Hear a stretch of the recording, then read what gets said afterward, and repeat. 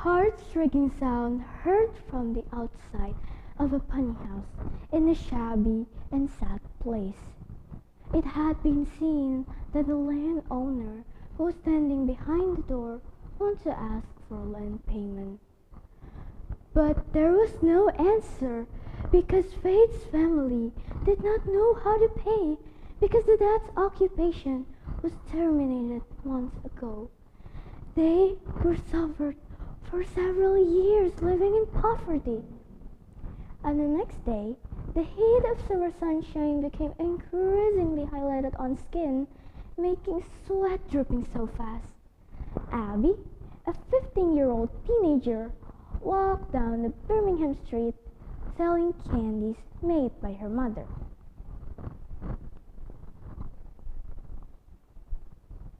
When Abby was busy offering the candy she sold, she saw a number of people circled around something that caught their attention across the street. Abby walked closer and tried to break into the crowd. There was a dashing, old-fashioned woman who was standing in the middle, surrounded by her aides, carrying money-spilled handbag, being photographed and asked for autographs. A question laid in Abby's head. Who is she? Abby was standing still in her curious daydream while she was nudged by someone next to her. Abby fell to the ground and dropped her pouch. The dashing old-fashioned woman looked at her in pity. She rushed to help her to get her body up.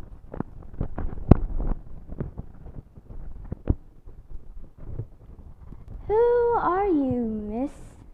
asked the old-fashioned woman to Abby. I'm Abby.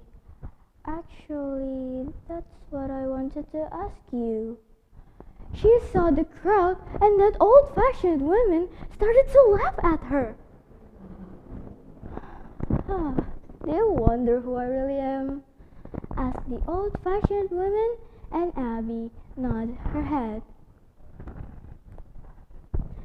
"I am Sarah, the phenomenal Thompson, 1920 World Boxing Heavyweight Champion. It is so nice to meet you, Miss Abby." She raised her hand to give Abby a high five with 50 pounds tucked in between. Sarah's party left the place and Abby. She stared at Sarah passionately. She thought that she had to be a boxer as great as Sarah. One day, she read a trial ad for a young talented boxer to start a career which would be held in the next winter in London. The prize was £25,000. She saw an opportunity was widely opened for her. She thought that was the best chance to grow up. As the next morning came, she woke up early in dawn, jogging and doing small to vigorous exercises. She practiced it so hard that the bruises and blood gushing from her hand were not felt at all. She had forgotten what pain was. The day had arrived. She stepped into the boxing ring and saw her opponent, Alia Krishna, was upright and speedy, with a butterfly tattoo emblazoned on her right shoulder. Her gaze was ruthless and sharp on Abby. 5 minutes later, the match had started. Abby was greeted by Alia's first blow. Her reflexes had not been able to adapt to Alia's speed, making her right cross hit her left cheek, but she was still fine. She fell to the ground and got cornered several times. Yet she did not want to give in to anyone. She tried so hard, even though the result remained the same. But Abby's chin is still higher than her neck. She had zero fear inside her body. Round 4.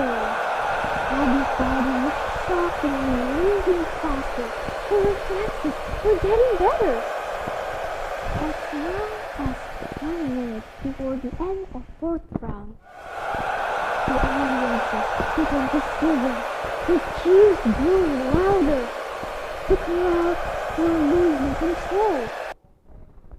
45 seconds before the bell rang, Alia opened her arms that were repelling blow after blow. Abby's punch hit her lower jaw that made Alia lose her balance. Abby won the match by TKO 30 seconds before the bell rang. The governor, who was present, welcomed her victory and said, "Congratulations, young woman. You are the greatest among the queens in your class. How did you do that? I will send you to the bigger stage and you will find who you are out there. Take it or leave it." I do not know how I have done it, but I believe myself that the effort to make who I am now is worth the wait, Abby said to the governor as she continued. "I take it." The £25,000 prize those had been awarded to her for her victory would be given to her parents who were financially critical. She was well known after that victory, a fresh air for her boxing career, which was getting flossier after English media raised her name to the headlines. Her belief becoming a great boxer was getting stronger. One step closer, big dream, hard work. I'm Sasi Kirana Hardianti from Karanganom Senior High School. Thank you and see you.